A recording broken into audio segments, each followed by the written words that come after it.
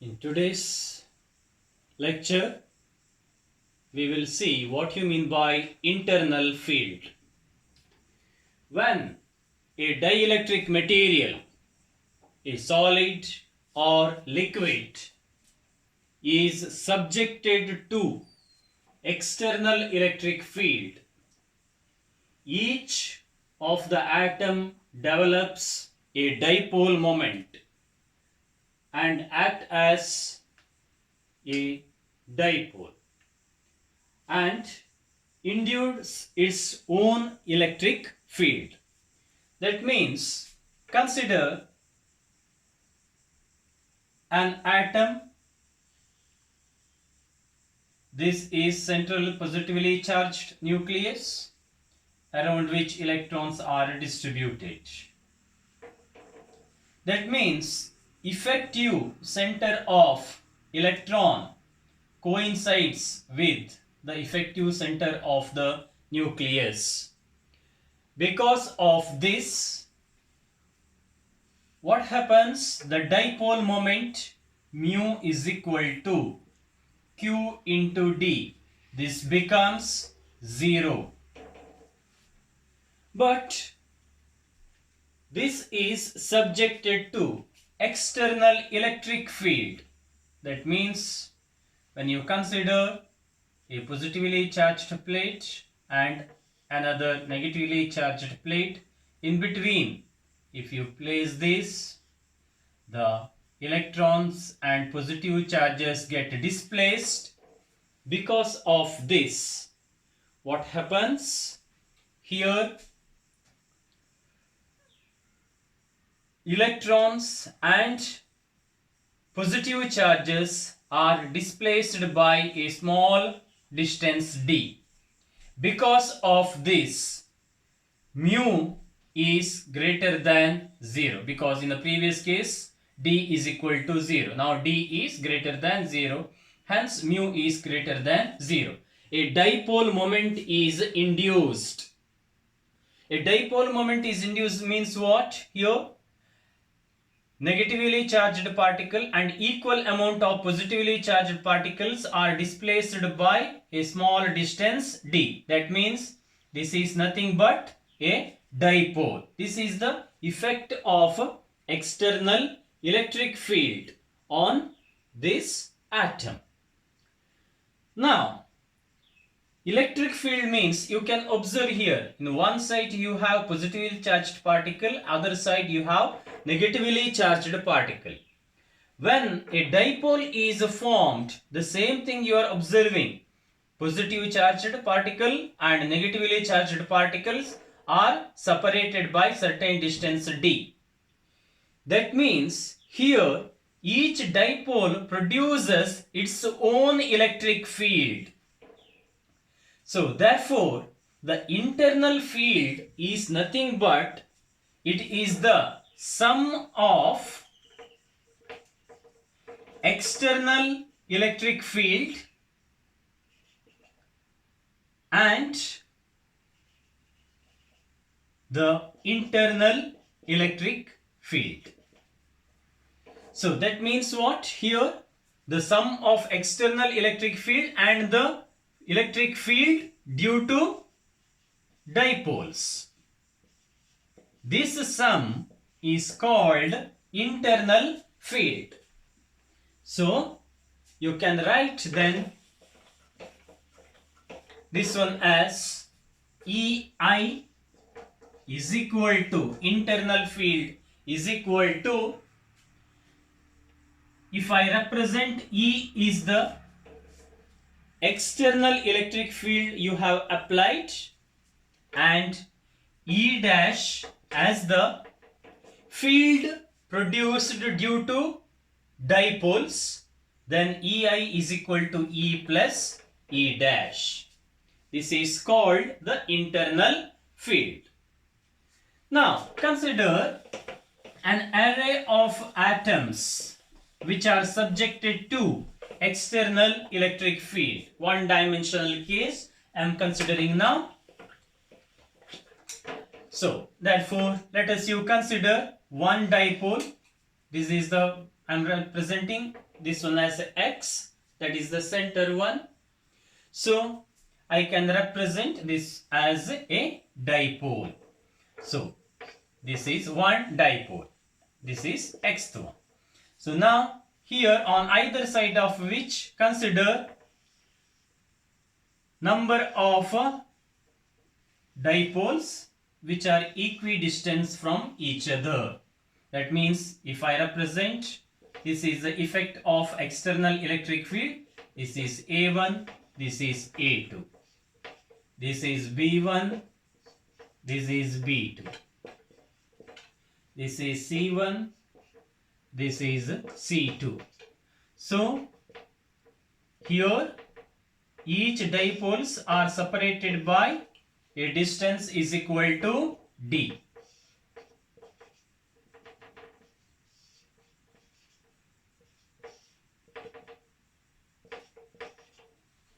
Then it can be shown that internal field EI is equal to sum of the external field E.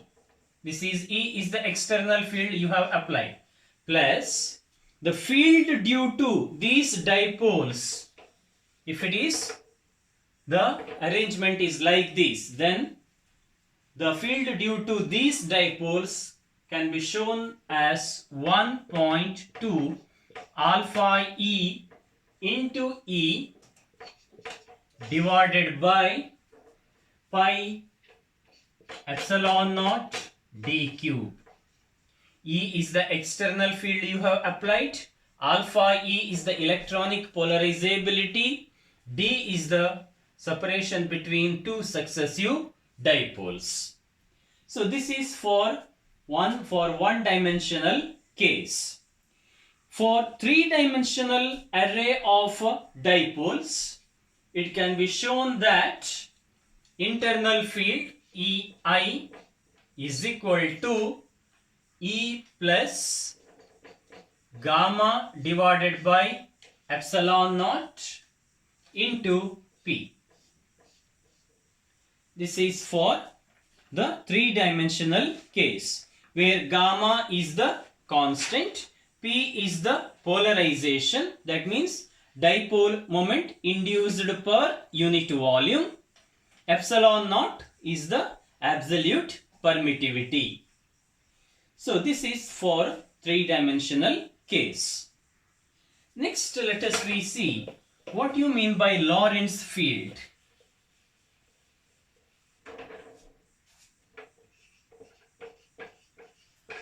Lorentz field. Just you have to consider this equation. Consider the cubic lattice. Cubic lattice, that is like this.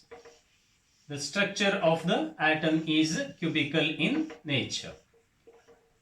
For cubic lattice, Lorentz derived the value of gamma, that is equal to 1 by 3. Then internal field EI is equal to E plus, substitute the value for gamma, P divided by 3 epsilon naught. Then this internal field is called Lorentz field. So that is for cubic lattice, EI is equal to E plus P by 3 epsilon naught. This is called the Lorentz field. Next, let us deduce Clausius-Mussotti relation. This Clausius-Mussotti relation gives the relation between dielectric constant or relative permittivity and electronic polarizability. So, Clausius-Mussotti relation.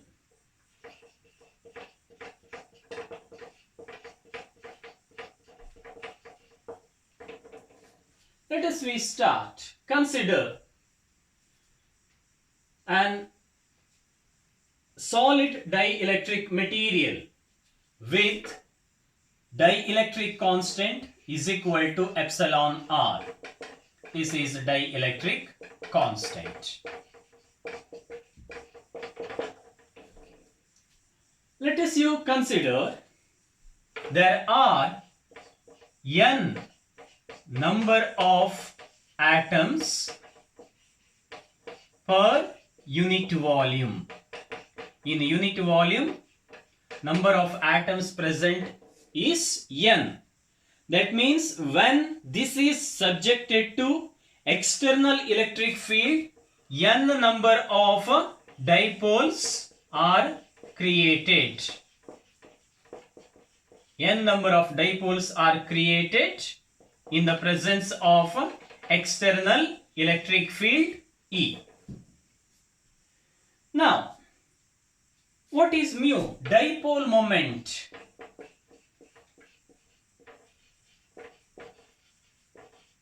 Dipole moment due to one dipole. Right. This is nothing but mu. But with us in the unit volume, we have n number of dipoles. Then what is the dipole moment? Dipole moment per unit volume. This is equal. See, just if one dipole is there, dipole moment is mu. But with us in unit volume, we have n numbers. Therefore, how much? That is n into mu. That is n into mu.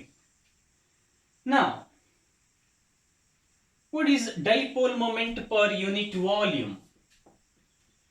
Becomes, let us you take EI is the internal field.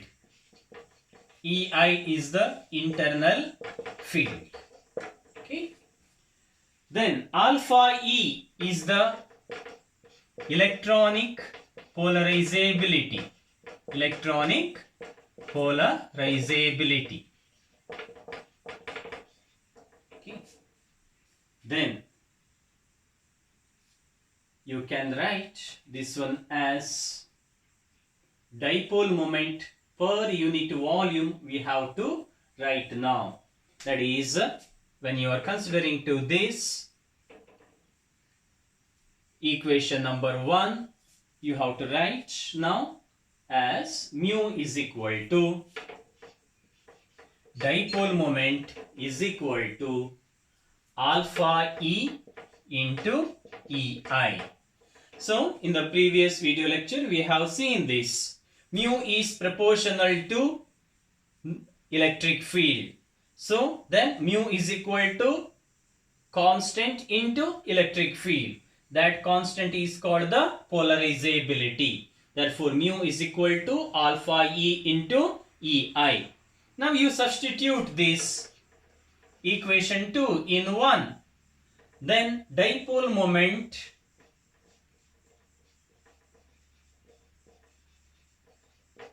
per unit volume is equal to n into alpha E into EI. Okay.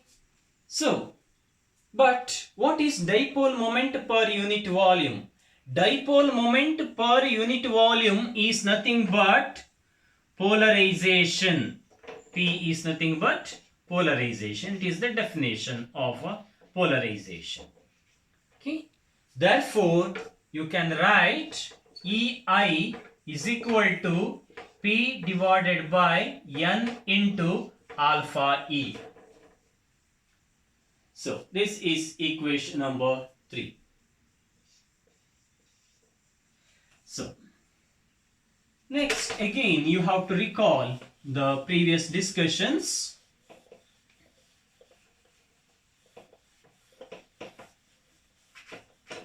See, we have written if E is the external electric field we have applied, then polarization is equal to epsilon naught into epsilon r minus 1 into E. So, or you can write E is equal to P divided by epsilon naught into epsilon r minus 1. So, this is equation number 4. So, now we have the equation for internal field EI is equal to external field plus field due to dipoles, that is gamma P divided by epsilon naught. So now you can substitute the values for EI and E from equation number 3 and 4. So that is P divided by N into alpha E is equal to P divided by epsilon naught into epsilon r minus 1 plus gamma P divided by epsilon naught. If you consider the Lorentz field, that means if you consider the cubic lattice, then what happens? Gamma is equal to 1 by 3. Here P get cancelled. So you can write then 1 divided by N into alpha E is equal to 1 divided by epsilon naught into epsilon r minus 1 plus gamma is 1 by 3 into epsilon naught. Okay. Now here you can take epsilon naught outside the bracket, so that 1 by epsilon naught into 1 by epsilon r minus 1 plus 1 by 3. So now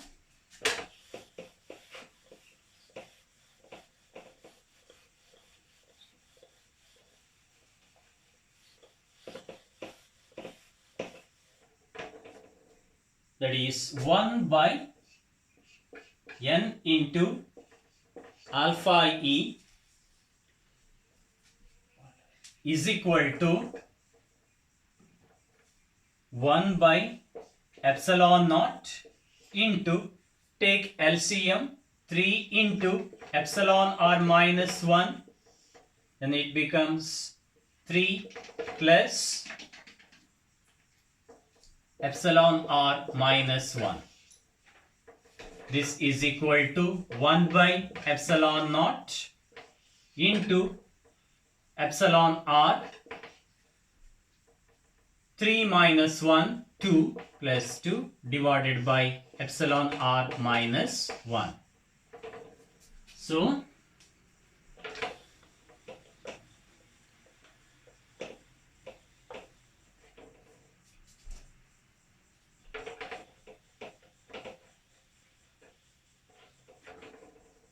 now what happens here when you are considering this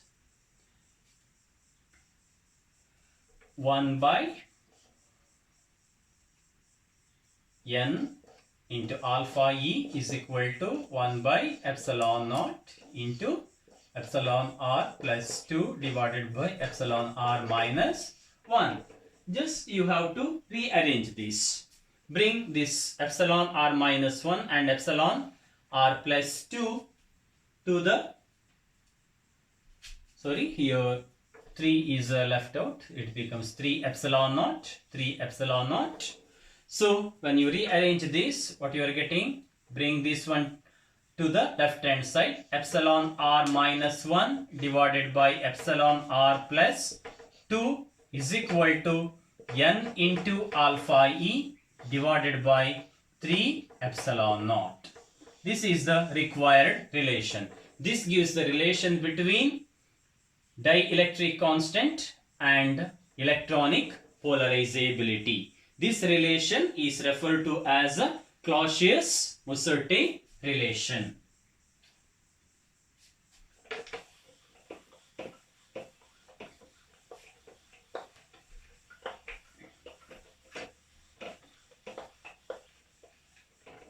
So next we have to see about the solid dielectrics.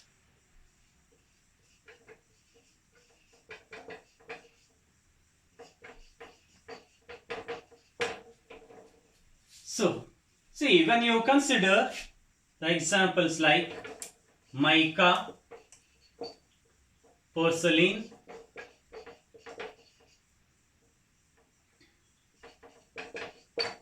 then glass or synthetic materials,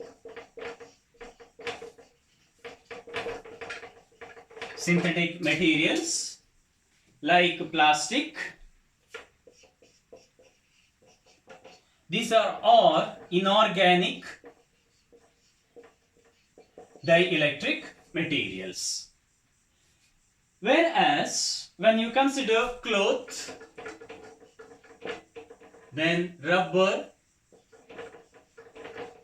paper, these are all organic dielectrics. So usually this paper is used in energy storing devices, that is in capacitors. But as you know, paper is hygroscopic. It will absorb the moisture from the atmosphere. Therefore, before you are using this paper in capacitors, the paper is first dried and then it is impregnated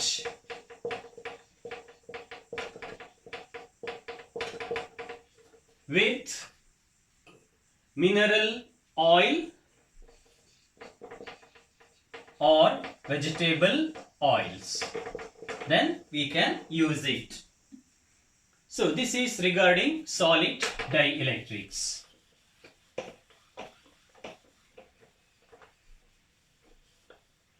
Next is liquid dielectrics.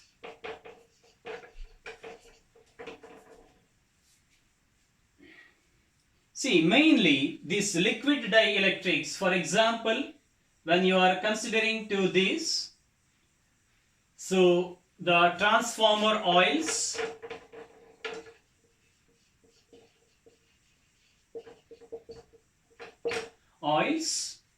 then silicon fluids, viscous, Vaseline are examples for liquid dielectrics. Mainly liquid insulating materials are used in transformers. They are used in switches. They are also used in circuit breakers.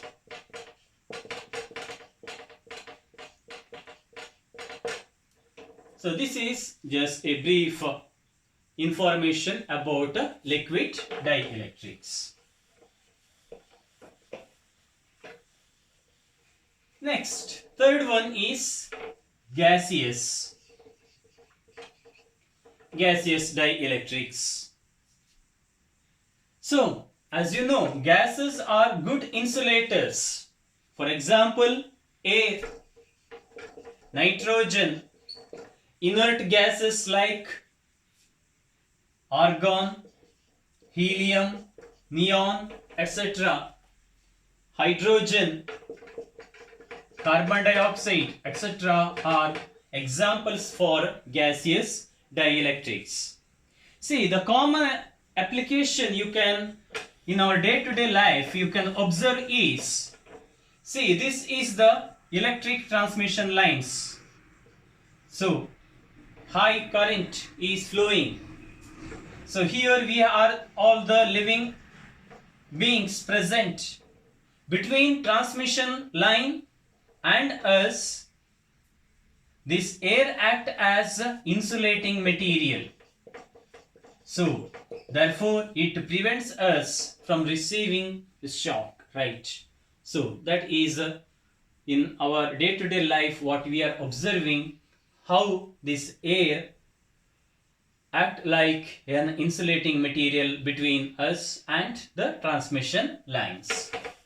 This is regarding gaseous dielectrics. Finally, let us see application of dielectrics in transformer. Dielectrics in transformer. See, in transformer we have two coils, that is primary coil and secondary coil. This is the core over which wires are wounded. Right. See, usually when you are observing this is the wire. For this wire we are giving insulating coating. Because of that, even though this winding touches this winding, nothing will happen. So that is here we are using the dielectric coating here. Okay. Then when you are considering to this, even though when high voltage transformers are used, then sometimes what happens is there is small gap between from one winding to other winding. During that time we are using, say, mica sheet. But if the voltage is, say, above 3 kilovolt, 3000 volt, then what happens is, if there is a small gap present between one winding and other winding, or between winding and core, then that gap is filled by air. But at this high voltage, the ionization of air takes place. When ionization of air takes place, it destructs the insulation of this transformer. Okay, that is whatever the insulating coating you have given, that is disturbed by the ionization of air molecules. In order to avoid this, we are using the transformer oil. So when you use the transformer oil, that gap is filled by the oil and we can avoid the ionization of air. Second use of transformer oil is when the current is flowing through the coil or the windings, the heat is generated. So the heat generated is carried away by the transformer oil and keep the transformer cool.